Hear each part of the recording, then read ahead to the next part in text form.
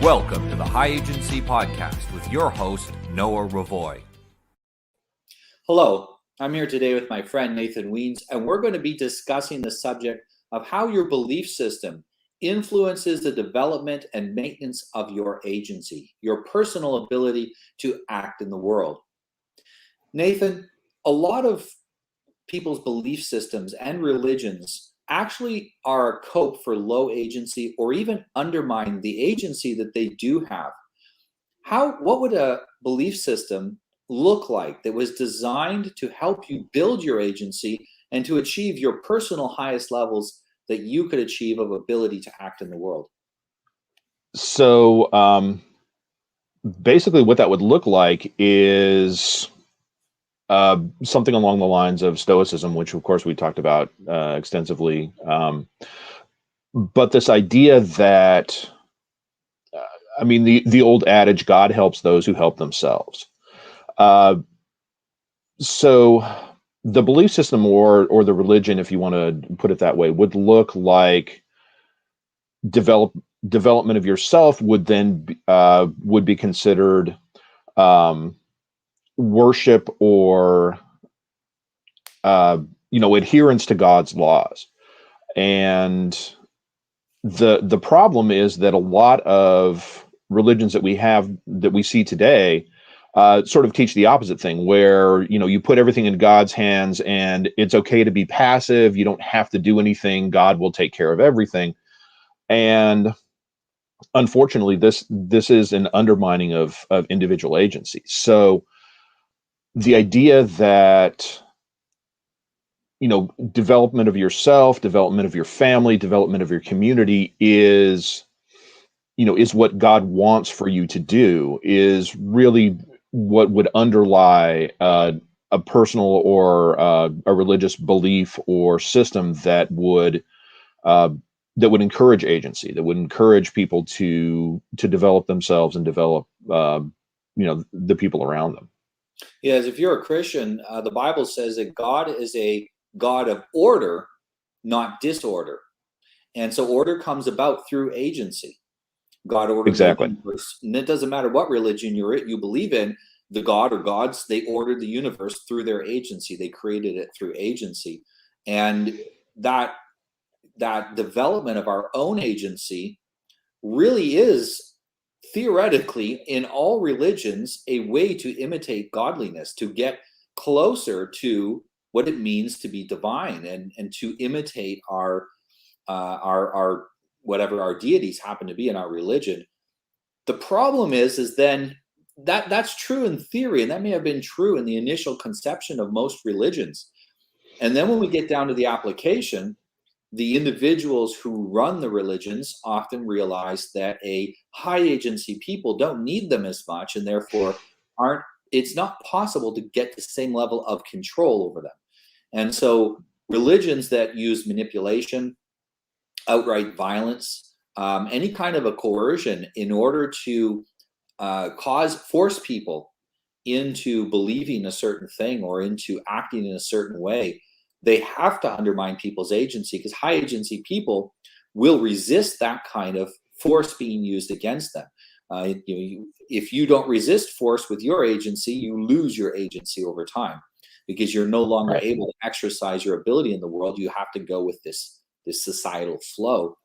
And it's, we talk sometimes about governments using propaganda and manipulation to control people, and they learn that from churches. They learn that from religion. And it tends to be the larger the church gets, the more that it relies on manipulation, because there are very few high agency people.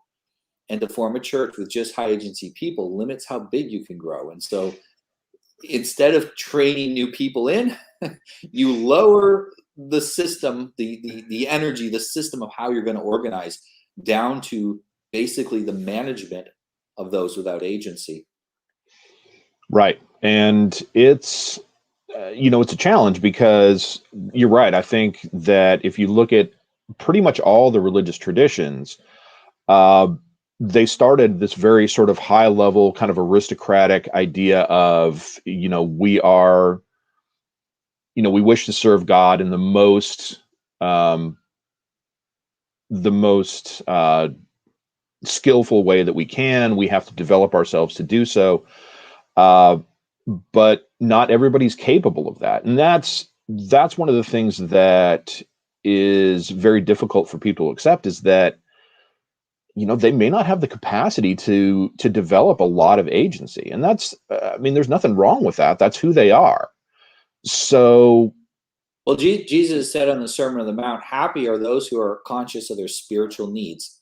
And that consciousness, that conscientiousness that goes along with understanding what you need. And that, to some degree, that is also saying conscious of your weaknesses, conscious of your inabilities in some areas. Those people will be happy, because that conscientiousness leads you to grow to your maximum, wherever that happens to be. And it really is built right in there. The Sermon on the Mount is a agency building speech. And then you get later on, not just in the Bible, but in the early application of Jesus' teachings, and immediately gets over to do what we say. Don't even need to know God.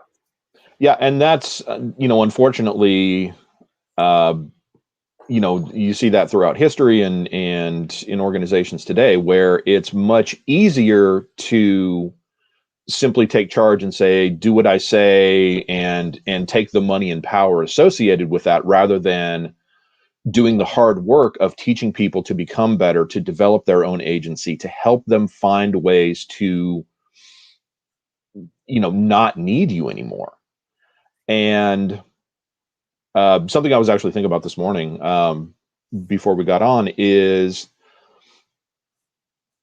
the Iterian Order is a religious group or a religious organization that focuses on nature and nature's law.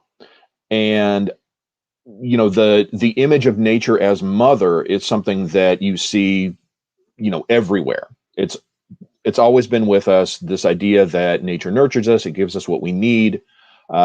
She is our mother. But the thing that gets lost in that is that nature is also our father, and that nature needs to teach us to grow and to develop our agency and to become more than we are. And that's why nature is not forgiving. Nature is difficult to deal with. It's, a lot of nature is out there to kill us. But because of that, we have to grow, we have to evolve, we have to become more than we are to meet those challenges. And that is the gift of nature as father. Yes, it's nature nature giveth, and nature taketh away. Yeah. Nature gives to you, and it also takes from you if you're weak. And nature, when we talk about improving yourself, what do we mean by that? What we mean is coming more in line with natural law, doing what makes you better according to natural law, not according to some man's invention, but according to what we observe from nature. And so this is very difficult for a lot of people to understand, that you can observe nature and derive laws from it. And if you explain to them, I can derive laws of physics from nature, they kind of understand, because they took that in school. They would have learned a bit about that in school. Right. But we actually learn almost nothing about laws and legality in school. We learn about rules. Our school has a ton of rules, but those rules have nothing to do with laws or with natural law. And that is something we used to learn. That used to be a part of education, is understanding natural law and how to search for natural law, because that has been the primary goal of educated men throughout history, was to discover natural law and figure out how it could be implemented by us as humans. And that law came from a divine source. If you believe in a God, then he's the one that created nature and nature's laws. So the God of nature's laws. And therefore, as we use those, a lot of people will say, well, my religion has these sacred texts, the Bible, the Quran, the Rig Vedas, whatever it happens to be. But even the Bible admits that there is an unwritten law. Well, what's the unwritten law? The unwritten law is nature. Right. And that is a place that we need to look to understand the complete understanding of what it means to be a human, and to move towards being more divine, or more closer to God. And that also means higher agency. That's essentially what it means to be closer to God. Right. And you see the progression of, starting as a child, going through adolescence, and then eventually becoming an adult. It's the same sort of spiritual process, where you start with not knowing a whole lot, learning over time, and then eventually reaching a point where you are a fully actuated human being, and then could then share that with those who are coming up. So you start as a son, you become a father. You start as a daughter, you become a mother. And in the beliefs of the Itarian Order, we started as we are risen beasts, meaning rather than having started in this sort of divine place and then fallen from that, we started as animals, and over hundreds of thousands of years, we have grown, we have learned, we have developed our agency, and we are now the humans that we are now. And we can continue to develop. We can grow even further. Absolutely. And this can be made more clear by people that have some experience dealing with more primitive tribes. So if you ask a Westerner, where are you? Like in your body, where does you reside? They'll say right here in the front. Right. Or they'll in their head somewhere if they're not quite so developed. So they're in their neocortex. Right. If you ask a person from a developing country, where are you? And I'm here in my heart. I'm in my middle region. This is your thumos. They're in their emotions. We're all up in our logic. Sometimes we're too much up in our logic, and to the point where it's unhealthy. They're here all in their emotions, and again, that makes sometimes rationality hard. And if you ask a person from a truly primitive culture where they live hunter-gatherer styles, very few left like that, but they say they're down here, and you can't see this in the camera, but they pat their belly or even their groin, right? Because they're down in their instincts. They're down in the deep primitive part of humanity, because that's what's necessary to survive the situation they're going through. The evolution of man is necessary as we create new environments for us to live in. We need to evolve and grow into them. Is it that we evolved and created new environments, or did we get new environments and have to evolve to fit them? Maybe a little of both. Right. It's always an interaction. So yeah, and the way I look at things, these are gifts from nature, both nature as mother and nature as father, because nature as mother provides us with the resources that we need. Nature as father teaches us the lessons that we need to evolve, that we need to grow. So yeah, I mean, it's both. And it's interesting that you mentioned that, because this yogic, or this Indian idea of the chakras, of these vital points that sort of go up the body, and as you start in the groin of sort of that base chakra, and then slowly move up to the heart chakra, and then to the throat, the head, and then the crown of the head, and then this sort of transcendent idea of moving up even above that. So it's interesting how you see those things that correspond not only to what we sort of naturally believe, but to natural laws as we understand them and as we are beginning to learn them. Not just sort of laws for people, but physical laws of physics, laws of mathematics. Those things, they all fit together. I mean, it's not one or the other. I've never liked the idea of the supernatural being something beyond the natural, because there really isn't. I mean, everything, all the magic, all the gods, it's all part of the same thing. It's just that we don't understand it yet, so it seems like it's beyond our existence, or beyond our what we know to be real. Yeah. And I don't think that's the case. I agree. I agree. You know, if you see a really good salesman in action, you'd swear he's casting a spell on people. You'd swear he's got some Right. sort of magic. Like, and I've heard people say that, man, you're like magic at sales. Okay. Because we recognize that there is something very special about, he understands the law of human nature and how to, but sometimes it's manipulation, but you know, persuasion, Right. if it's in a good way, he knows how to persuade people to purchase the product that he's trying to sell.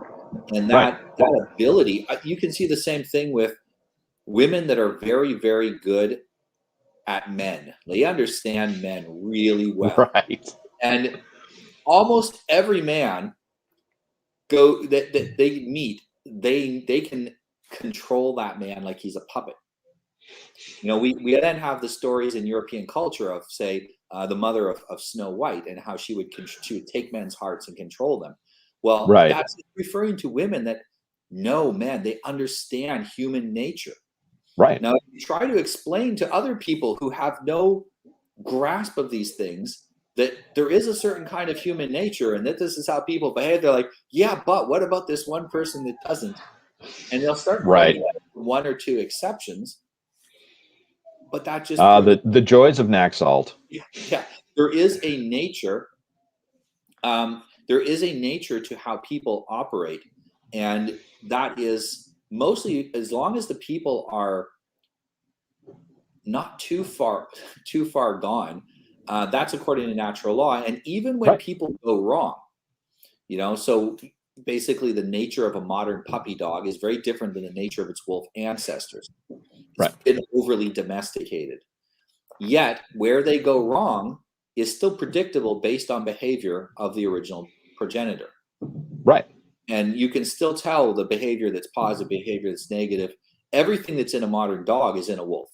The Right. herding instinct of the sheepdog, the protective instinct of the guard dog, the playful instinct of the Labrador retriever and things like this. These are all Right.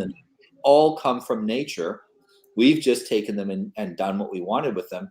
To a large extent, modern man is also domesticated in similar ways. We have Right. had the majority of our aggression bred out of us, especially in Western men. We've intentionally suppressed people who have low impulse control. We did that for like 5,000 years. If you stole an apple, you get your hand chopped off, or maybe Right. you get hung, depending on how nice they were going to be. And you do that long enough to people who have no impulse control, you weed that out of your gene pool, Right. and it massively changes the behavior of groups of people. But it's all according to natural law. Right. And likewise, as we go forward, we want to adjust our own behavior. We have to understand how the human mind works. Now, my course on Yeah. agency starts with explaining how the human mind works. You know, some of the people I showed the book to said, there's like 3 chapters of explanations before you get into the work. And I said, yeah, because most people don't even understand how this works. Right. They all got a brain. They don't necessarily know how to use it. Yep. So it's, you know, for most people, they don't realize that, you know, their brain is an operating system and they're running software, but they're not aware of it. They don't know what the operating system is, and they don't know what software they're running, which is dangerous because it means that somebody who does understand the process can, you know, put a virus in there and, well, like you talk about in the book, a mind virus, Yeah. and change the operating system or change the software. Yeah, So you can be hacked. If you don't know yeah. what you're doing, you can be hacked. And I've even seen people try to reprogram their own brain, not reading the first part of the book. And this is why I'm so careful about who I expose the book to. They don't Right. read the explanation. They try to hack their own brain, and they end up making things worse because they're messing around in a system they don't understand. And there Right. are cascading effects to what you do. You know, magic historically had a lot to do with language. Right. Because language is how we program people. It's how people are programmed. It's how we change our own opinions. I have seen people massively change their personality based on the story they tell themselves about their lives. But the words Right. have to be picked very carefully. You Yeah. know, for And example, You want to Oh, get go ahead. over someone, and you want to reprogram yourself, telling yourself, I don't need so and so anymore. That doesn't work, because you keep mentioning the person's name and reminding yourself. Right. You have to pick a new program that allows you to move forward without reinforcing negative old programs. There's a series of heuristics to this, and it takes a little while to get good at it, but those that understand can very quickly change. There's a good reason why God said to Moses that I am what I am, or I am whatever I want to become. Right. He was telling Moses that you're a shepherd out in the desert and you're going to go become a leader of men. So if you want to follow me, you got to become what you need to become as well. And I think that really is the closest we can get to being divine, or closest we can get to a relationship with the divine, is to be able to become whatever the situation requires us to become. To be able Right. to, not an evolution over 10,000 generations, but evolution over 10 days, be able to change Right. in 10 days. Yeah. Although it does take a little longer than that, but it's the same process. And it's, the fact that we're able to do that is pretty amazing. And the power of that, of being able to change the story that you tell yourself about who you are and then becoming that person, is in a lot of ways what religion is all about. Good question. Does Itarian come from iteration? If you wouldn't mind, let's. I did some slides, and I'll explain a little bit about what the Iterian Order is. Iter is actually Latin for path or journey, and the reason that I chose that name was that the we are on the path of learning about natural law and development, this path of agency, to grow into the gods that we can become. So this is the path. This is the journey that we are on, this iter. So and how you have the description, or the logo is the upward pointing arrows, because right. we are either on a path up or we're on a path down. Right. There's no neutral. There's no maintaining where you are. Any civilization that's tried to become stagnant ends up becoming irrelevant or even self-destructing, because being stagnant ensures that you can't become what you need to become. Exactly. We always have to move forward. Up and down, go up. Right. So one of the fundamental teachings of the Iterian Order is that when nature came into existence, it spoke three words to itself: evolve through reciprocity. The fundamental law of the universe is evolve. It's something that we all have to do. The universe does it. The planets do it. The galaxies do it. Nature does it. Plants do it. Animals do it. We have to do it too. The way that we as conscious beings evolve is through reciprocity. Reciprocity is the moral law. That is the fundamental moral law of the universe, is reciprocity. And those reciprocity provides the guardrails that allow us to evolve to evolve. Because if we don't follow reciprocity, we're eventually going to either stagnate or devolve. So a little bit about the logo itself. You see, I actually had a little necklace made as well. The green circle represents nature, all of existence that we live within. The triangle is a symbol of our trifunctional nature, or the trifunctional nature of the universe. The black inside is the entropy that we are constantly fighting against. And then, as you mentioned, Noah, the three golden arrows moving up, moving forward, represent thought, word, and deed, which are the tools, the weapons that we use to defeat entropy and to evolve. So the next slide, if you would.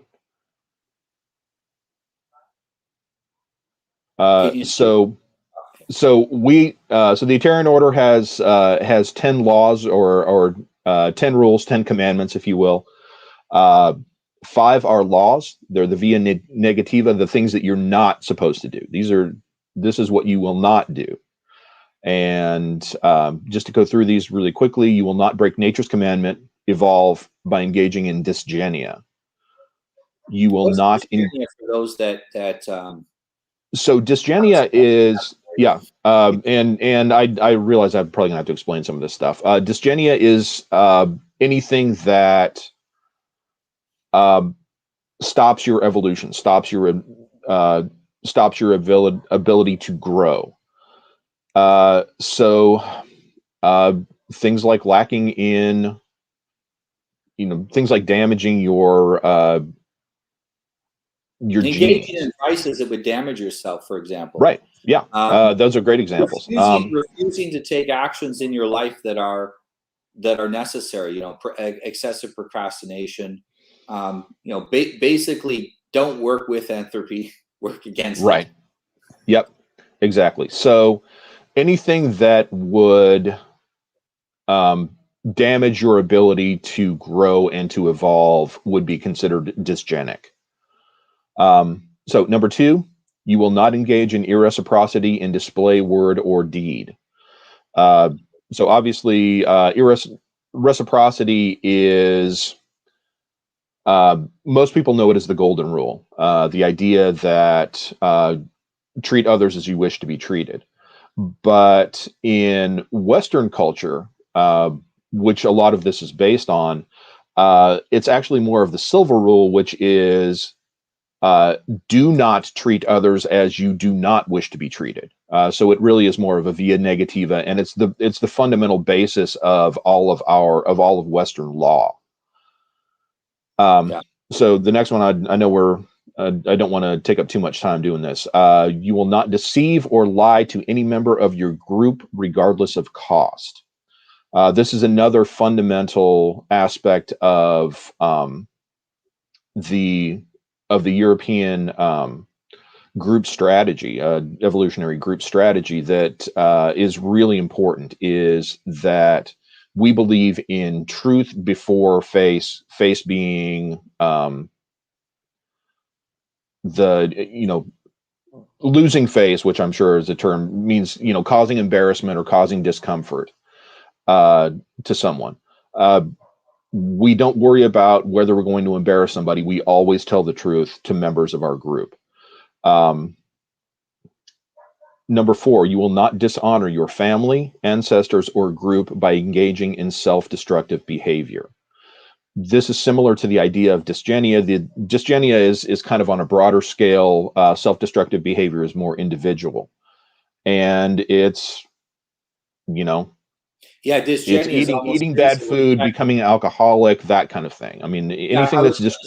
I was going to say with dysgenia, this is even things that affect the entire group that you're in. Just not self-destructive, but group destructive behavior. Exactly. And then 5, you will not grant the privileges or status of group members to those outside the group. And you've seen the word group in 3 of these 5 laws. And the reason for that is one of the most destructive or damaging mistakes that we as Europeans, as Americans, have made, is to treat everyone as if they were part of our family, as if they were part of our in-group. And the truth is, this is something that was cultivated by people who wanted, who are working for the destruction of Western culture. Well, it's not reciprocal. It's not reciprocal to treat people who have not invested into the group the same as people who have had multiple generations of ancestors investing into the group along with their own personal investments. And this is, again, you said that the most important is reciprocity, is the nature, the moral principle of the universe. Right. And each one of these, if you were to break it, you would be demonstrating irreciprocal behavior, even though we're specifically targeting that number 2, all of them to a certain extent are about reciprocity, because it's the foundation for all of these other laws. And I Exactly. want to tell people, these are laws, not rules. Right. Rules This is come from a ruler, someone who imposes their will upon you. Laws come from nature, Yep. and they just are. That's just the way it is. Right. And so if you break these laws, you will be punished. Maybe not necessarily by the group or by your family, but at some point, nature will punish you for breaking these laws. You're lucky if your family punishes you, because Right. they will be moderate. Nature is Yeah. not moderate in its punishments. Not at all. So these are the 5 laws. These are the things that you absolutely that you must not do. So the next slide are the 5 admonishments, and these are the via positiva. These are the things that are good to do. So these are not laws; these are rules. These are things that if you do them, you will live a better, happier, more fulfilled life, and you will be able to evolve, to grow. So, number 1, you will practice exhaustive forgiveness within your group. So this is the idea of this is Jesus of Nazareth's teachings. It's the idea that you turn the other cheek. You forgive those who trespass against you, but only within your group. And this is again where the strengths that we have as Westerners, as Christians, get used against us, because if you have to turn the other cheek to someone who's trying to kill you, you're going to die. So, and now we bring in entire groups of people that openly say they want to destroy Western civilization. They hate us and they want us dead. And we're like, oh, when would you like to move near me, to my neighborhood? And we forget too that exile was incredibly common in the Western world for those who were not following natural law. And we'd say, okay, you're not following natural law. We're going to send you to the wilderness for nature to punish you. Right. Which is generally what would happen, because lone individuals cannot survive nature. It requires the group. This is why the group is so fundamental to all of these things, is because nature demands group cooperation for survival. Right. And therefore we must base our moral system on the group, because the individual, while the individual exists and is important, it is the group that survives, not individuals. Right. Yeah. I mean, we are not, we're not lone wolves. We are pack, we are pack animals. Some are herd animals, but the point is that, we are group animals. We must function together as a group. So number 2, this is sort of the positive of the second law. You will practice reciprocity with everyone inside, which would be the golden rule: treat others as you wish to be treated, and outside, treat others as they treat you. This is something that I've heard called the iron law. So if somebody from an outside group makes war against you, it is your responsibility to make war against them in kind. You treat others outside of your group the way that you are treated by them. So if they don't treat you well, it's not just, you don't just have permission to treat them as they treat you. You will have a responsibility to do so. And, that's something that not a lot of people want to hear, but unfortunately, that's the way it has to be. That's nature's law. And that's the way that you as a group survive. We mentioned before nature punishing you.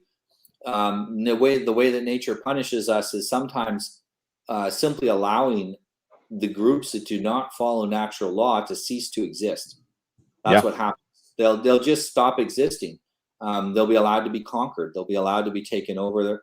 And a lot of people, they want to believe that there are some sort of inherent right. I have an inherent right to my freedoms.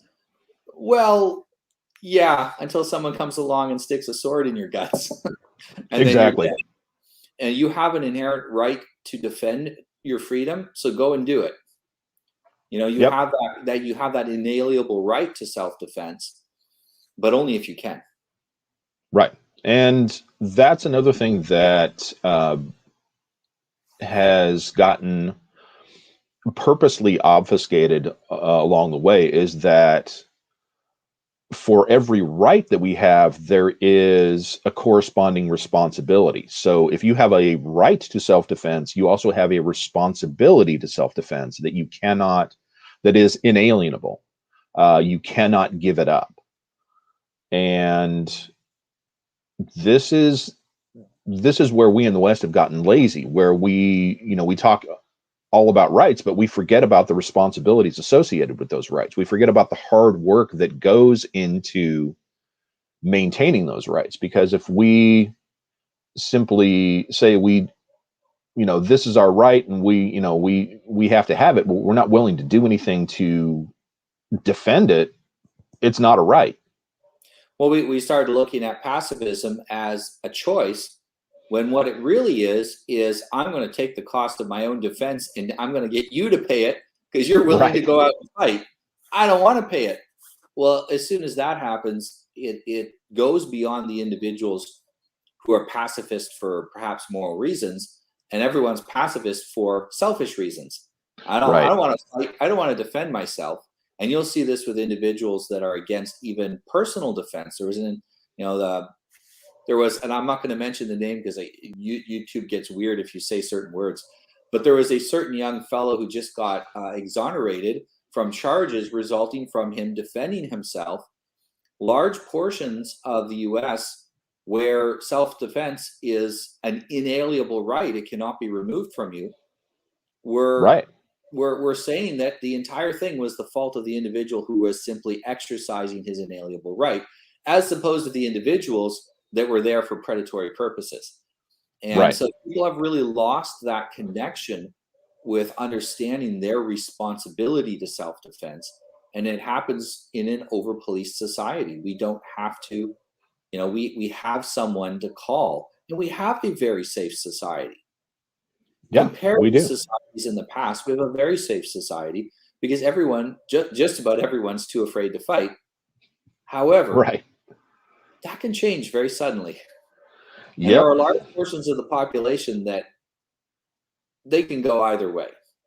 And those who aren't willing to exercise their responsibilities and only want to exercise their rights when things go bad, they end up then being punished by nature. It's nature that's really punishing them, even though it might come in the form of, bandits and warlords. Right. So the next one, number 4, is expounding on what we were just talking about. It's the importance of responsibility. So you will do your duty to yourself, your family, your group, and all others to whom it is owed. Duty is a really important aspect of who we are as human beings, because we're not individuals, which means we owe duty to others, just as they owe duty to us. And it is within everyone's capacity to do their duty.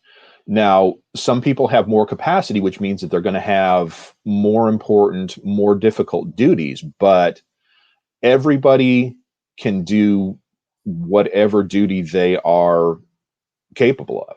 So if you are given a duty, if you're given a task, it is your duty to complete that task.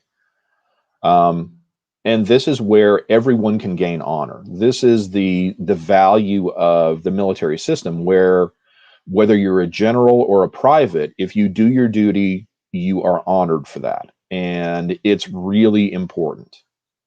It gives everybody value. Yeah. Historically, under the trifunctional system, the warrior class did almost all the fighting under normal circumstances, and that was how they would get honor. But the producer class, even if they didn't happen to fight, which they would as a militia when it was required, but even when they weren't fighting, they had a way to do their duty, which was to support those in the warrior class by ensuring that they had the equipment for, the finances for equipment and training, and to go out and protect them.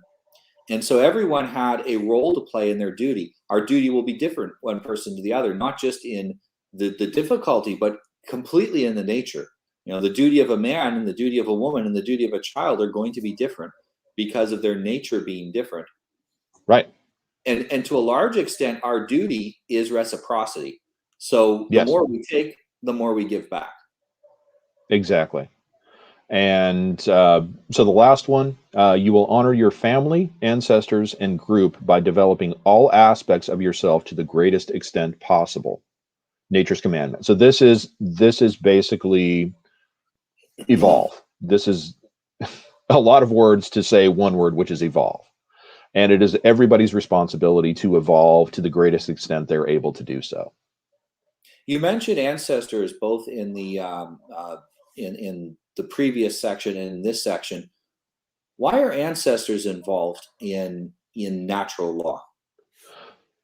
Well, I mean, if you think about it, if it wasn't for our ancestors, for those who came before us, who struggled, who succeeded in passing on their lineage, we wouldn't even exist. So we owe them not only a debt of gratitude for allowing us to be here and to have our shot at existing and evolving, but we owe them a debt, a responsibility to continue the work that they have begun. So again, this is a duty to our ancestors to continue to evolve, that so that we don't break that chain that they worked so hard, that they struggled so hard to maintain.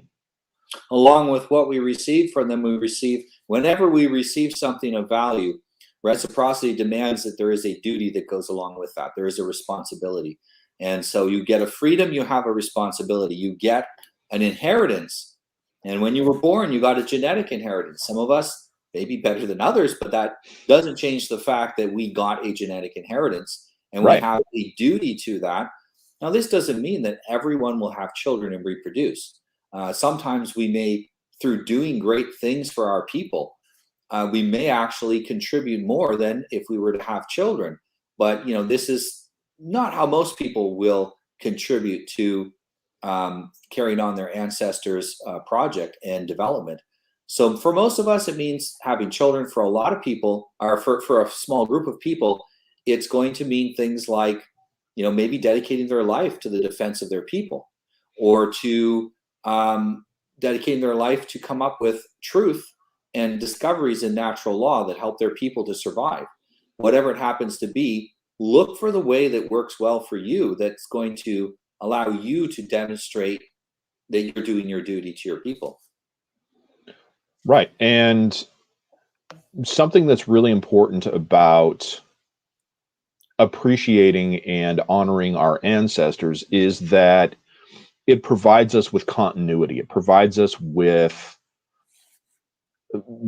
a link to where we came from. And that's something that everyone has to have. It's a really important part of who we are as human beings. It's an important part of our psyche to have some connection with other things. Because if we don't have that connection, then we're much more easy to manipulate. And it's one of the reasons why those who benefit from us, who benefit from manipulating us, want to atomize us so that we don't have that connection to other people. So that makes it even more important for us to develop and maintain and cultivate and grow those connections. And connecting ourselves to our ancestors is a really important way to do that. And if you don't know who your ancestors are, make some effort to figure that out. But if you are an orphan, what it means is that now you're starting a lineage from you forward. Exactly. So, we talk about ancestors, but this also means to our descendants as well. We also have this duty to our descendants. So think of it as a duty to your family that's not bound by time. The duty is trans timeline. Right. Goes to the, I've said this quite a few times, that I'm a link in a chain, and the chain stretches back to my first ancestor and forward into eternity to whatever the human race becomes. Right. And that is, all of us are at least have the ancestral link of that chain, if you haven't had children. And so we all have the opportunity, at least with the ancestors, to have a link to some sort of a root. If you're an orphan, start your own tree. Start a new tree with you, and start working through your children to do that.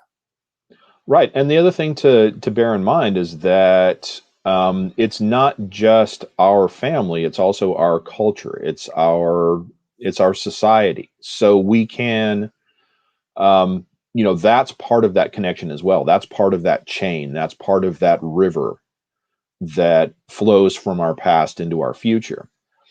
So, for those who don't have children and their contribution is to, on a greater scale, to their community or their society or their nation, these are also ways that we continue that chain, that we make sure that river doesn't dry up.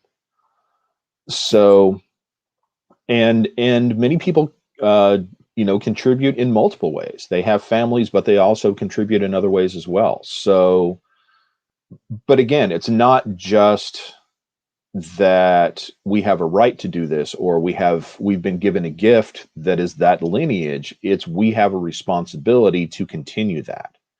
And that's where agency plays such an important role, and where religion, it provides us with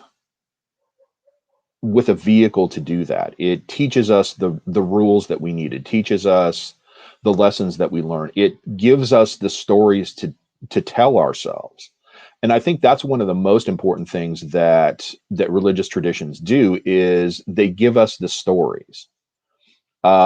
Because that's, in a lot of ways, that's how we think. That's how our brains function. So if you are not sure whether the religious tradition that you're involved in is a true religion or a false religion, pay attention to the stories. What are the stories teaching you? What are the stories trying to tell you? And if those are stories of growth, of heroism, of examples of things that you should aspire to, then that is a true religion. If they are stories to pacify you, to tell you that God or goddess or whatever, whatever the deity or the force involved, social justice, because let's face it, things like social justice and environmentalism, those are religions, even though the people who follow them tend to be anti-religion. They're in a religious organization. They just don't understand the process. And They it's don't know very that they're in easy a for religion. those of us who have experience understanding deeply religious issues to see exactly how it lines up to every aspect. There's a priest class, there's beliefs, there's an original sin, there's forgiveness, there's your confessions, there's Right.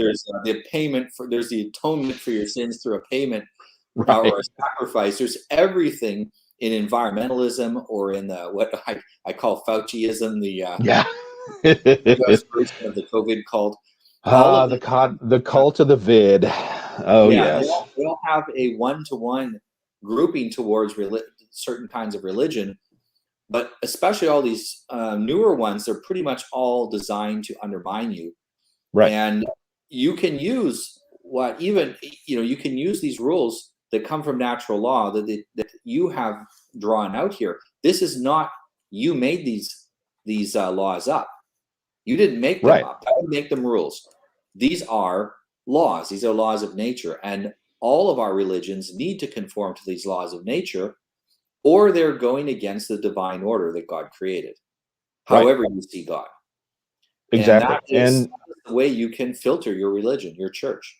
And it might be, we say religion. Well, Christianity is a religion, but there's a huge breadth of different belief systems. Same with Islam. There's actually a huge breadth of different beliefs within Islam, within Judaism, the same thing. Because you often start off at a high agency teaching for intelligent people. But even with Jesus, he would talk to people, and sometimes it went well when he was giving them free stuff. Right. The moment free stuff is over and he has to teach them some hard lesson, people get offended and leave.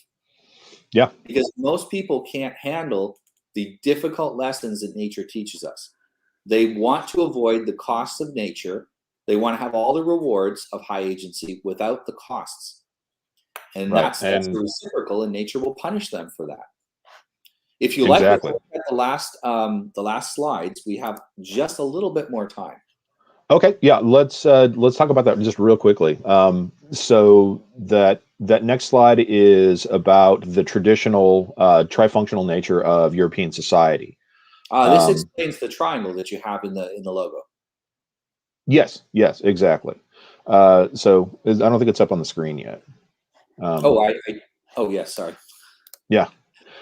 So the three basic functions, and I guess you could include the thralls or the slave class underneath that, but the three main functions. The third function would be the producers, farmers, blacksmiths, carpenters. The people that actually produced what everybody needed to survive. And even though this is a hierarchical system, one group is not more important than the other. They all three are necessary and vital functions. As you mentioned earlier, the second function tended to be the military class, the soldiers, and also the rulers, the chiefs, the kings, the nobility. Especially And then in European society, nobility's primary obligation was to war. There wasn't a lot of ruling being done because the right, third function was expected to have high agency and operate mostly independently. Whereas that's one of the biggest changes between the 18th century and the 20th century was the change from the third function being a high agency, independently operated group that cooperated with the first and second function to being pushed down into a slave-like position. Exactly. Yeah. And then first function people, or the first function, priests, priestesses, judges, and also artists, because they're not, it's a very similar function, the religious function and the artistic function. But this is the traditional sort of European structure. You find it in in Vedic, in the Vedic period in India as well, and other places. But this developed in stable societies. So the next slide is something that sparked. We talked about this just recently, and I started thinking about it, and I realized that things, as you notice, the triangle is not is sort of skewed because right now we live in an unstable society, and as such, those traditional structures have broken down. So we as individuals now must fulfill not just one of these roles, but all three. So our responsibility as men, as leaders, as as fathers, as mothers, is to work at fulfilling all of these roles, because typically, certainly in the United States, it's a traditionally middle class society, so we are very much the producer class. But we need to be capable of fulfilling that section function warrior role, to protect ourselves, to protect our families, to protect our group. And also to act as leaders, as spiritual leaders for our families, for ourselves, to act as judges, to understand what natural law is and understand when others are violating that law. So we need to be able to. This is not the first time in history that a collapse of society has led to the individual European having to embody all three of these. We see a collapse of Rome. There was a complete collapse of agriculture because agriculture was slave-based, but it had decayed. There was no skilled agriculturalists. However, the priests were almost exclusively from the nobility class at the time. You had to be well educated and pay your way into the church, basically. So it was the highly educated nobility class. They had been keeping records of agricultural things, of knowledge, of all of this, because they were first function people. They're very interested in knowledge and information. And at the collapse of the Roman Empire, they led an agricultural revolution where they literally got in the fields and started digging and showing people how to grow food so they could survive. And at the same time, we had an explosion of banditry, and they had to go and dig in the field later on, put some armor on, and go protect the local village. And so the individual, and what I do see is that it's the first function people that very easily can do the second and third functions. The second function people can do the second and third functions easily, and the third functions, they have to stretch themselves a bit to do the others, and that requires some training. But the more that we can embody all three of these functions, the stronger a society we have, because it creates, this is the next evolution of Western civilization, is the integrated civilization, where we are whatever we need to be for the situation. And call back to earlier. Right. Thank you very much for joining me today. I am going to have to. My pleasure. Thank you very much for joining me, Nathan. This has been absolutely fantastic. Where can people hear more about the Itarian Order? So the website is theitarianorder.org. There's some good information on there. You can you can email me at info@theitarianorder.org. I would love to talk more about this. It's a work in progress, so I am very looking forward to getting feedback as to what people feel is important, what people don't, and this is an opportunity to kind of start from scratch and to build a religion that is based on what we need right now. Thank you, Nathan. Very inspiring. Have a great afternoon. Thank you for watching our video, and I hope it inspired you to take action in your life. Please subscribe to our channel and like this video to get more agency building content. The real secret sauce is in our newsletter. Click on the link in the video description below to sign up. I promise I won't flood your inbox, and anything that we do send you will be of high value.